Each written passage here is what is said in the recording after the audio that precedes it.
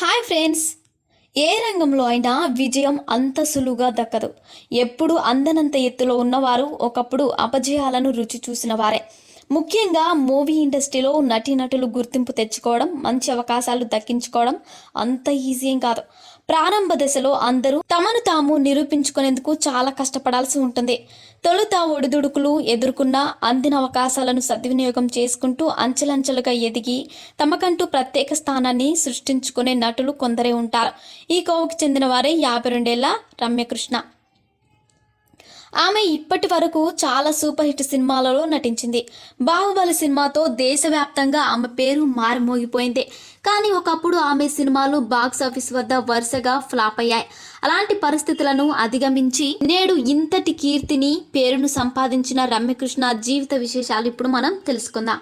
రమ్యకృష్ణ కెరీర్లో హిందీ సినిమాలో గుర్తింపు రాని రోజులు కూడా ఉన్నాయి. తమిళంలో ఆమె నటించిన సినిమాలు కూడా అంతగా విజయాన్ని సాధించలేదు. ఆమె సినిమాలు వరుసగా ఫ్లాప్ అవ్వడంతో ఫ్లాప్ నటి అని పేరు కూడా ప్రచారమైన సమయం కూడా ఉంది. తాజాగా రమ్యకృష్ణ రజనీకాంత్కి జోడిగా జైలర్ సినిమాలో నటించింది. ప్రస్తుతం ఆమె చేతుల్లో చాలా పెద్ద ప్రాజెక్టులు ఉన్నాయి.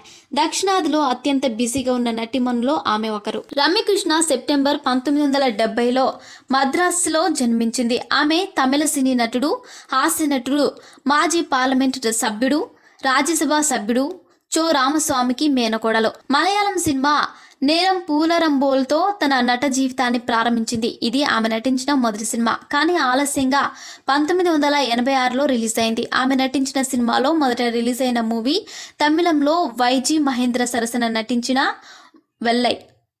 రమ్యకృష్ణ ఇటీవల గలాటాలో ఒక ఇంటర్వ్యూ ఇచ్చింది. మొదట్లో తమిళం, తెలుగు 2 భాషల్లో తన సినిమాలు వరుసగా ఫ్లాప్ అయ్యాయని, తన మంచి నటిని కాదనే ఫీలింగ్ మొదలైందని చెప్పింది. యాక్టింగ్ కెరియర్లో ఎక్కువ కాలం సక్సెస్ అందుకోలేకపోయానని, చాలా ఇబ్బంది పడ్డానని పేర్కొంది రమ్యకృష్ణ. ఆమె ఇంటర్వ్యూలో మాట్లాడుతూ, నా సినిమా ఫ్లాప్ అవ్వడం మా అమ్మను కూడా ఇబ్బంది పెట్టింది. ఒకసారి నా సినిమా చూసిన తర్వాత నువ్వు ఎలా బతుకుతావని అడిగింది.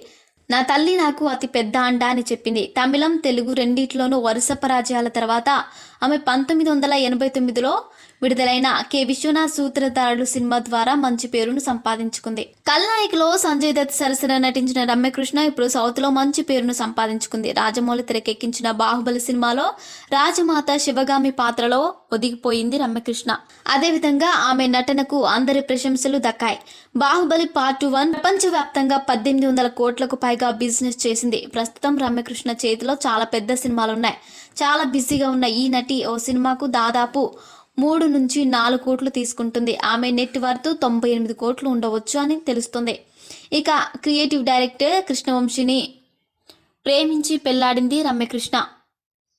ఈ ఇద్దరికి ఒక బాబు ఉన్నాడు. చంద్రలేఖ చిత్రంలో నటించింది రమ్యకృష్ణ. ఆ సమయంలోనే ప్రేమలో పడి పెళ్లి కూడా చేసుకున్నారు. మరిన్ని ఇంట్రెస్టింగ్ అప్డేట్స్ కోసం మా ఛానల్ని సబ్స్క్రైబ్ చేసుకోండి.